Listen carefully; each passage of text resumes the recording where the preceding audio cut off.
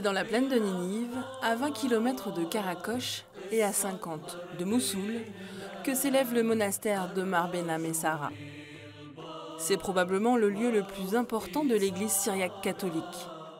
Pendant 2 ans et demi, il est la cible de Daesh lors de l'occupation de la région par l'État islamique entre 2014 et 2016. Construit au IVe siècle par Sénachérib II, roi de la capitale assyrienne Nimrod, ce couvent est un trésor d'architecture. Il est édifié après la conversion au christianisme des enfants du roi, Behnam et Sarah, après la guérison miraculeuse de Sarah. Fou de colère, le roi décide de liquider ses propres enfants et les 40 compagnons de la suite princière. C'est ici que l'armée du roi les ont tués, massacrés, c'est ici en bas. Alors, pris de remords, le roi se convertit à son tour et fait construire le monastère. C'est le début de la conversion de l'Assyrie au christianisme. Sur ces images d'archives, on découvre un lieu de mémoire dédié aux martyrs des enfants. Aménagé au XIVe siècle, il attire très vite les fidèles qui viennent y demander guérison et fertilité par l'intercession des saints. En mars 2015, le martyrion a été détruit à l'explosif par Daesh. Cet édifice porte le témoignage des diverses civilisations qui l'a abrité. Le monastère appartient d'abord à l'Église de l'Orient. Il devient par la suite syriaque orthodoxe, et ce n'est qu'en 1839 que le monastère se rallie à Rome et devient définitivement un lieu de prière syriaque catholique. Les moines priaient ici, en 2 groupes.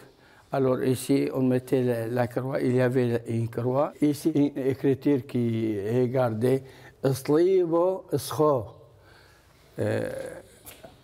La croix a vaincu. Les croix que nous avons ici ressemblent à des fleurs.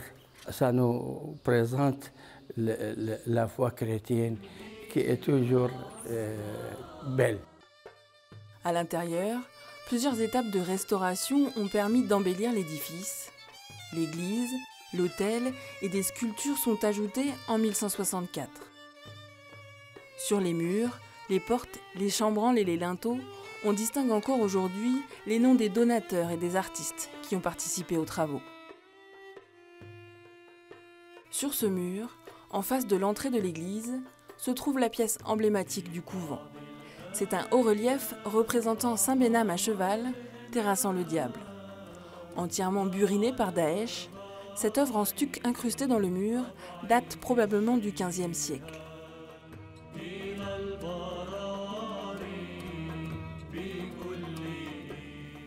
Le bas-relief de Sainte Sarah, sur le pilier en face, a été détruit de la même manière. Ces hauts-reliefs ont été faits par la main des moines de Tikrit.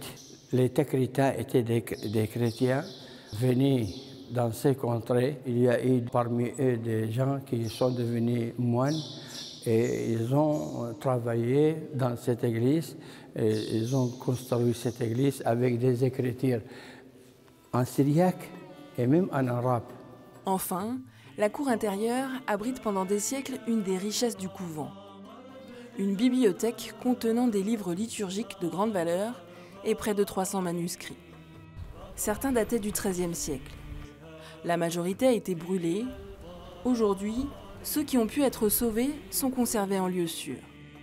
Au lieu de culture et de prière, le couvent de Mar Behnam et Sarah était aussi un lieu de rencontre. Beaucoup d'habitants de la ville de Karakosh, toute proche, y sont toujours attachés. عيد مار بهنام اللي تجتمع كل المناطق ديار مار بهنام وحتى من الخارج تيجي زيارة لديار مار بهنام ألمانيا فرنسا أمريكا بلجيكا كافة دول العالم تيجي زيارة لديار مار بهنام 10-12 من كل سنة هو يوم عيد مار بهنام زيارة تروح كل قراقوش إلى ديار مار بهنام وكل المسيحيين بصورة عامة يعني موجودين. لأن هذا يسوي تجارب، يعني مثل ما قلت يسوي أشكال وألوان، يعني من واحد يطلب منه كل شيء يصير. والله دير كلش طيب، وكنا نروح بالعيد نعيط القاس ويقعد نقعد لي ساعة واحدة بالليل عند القاس، يعني كنا فرحانين كثير.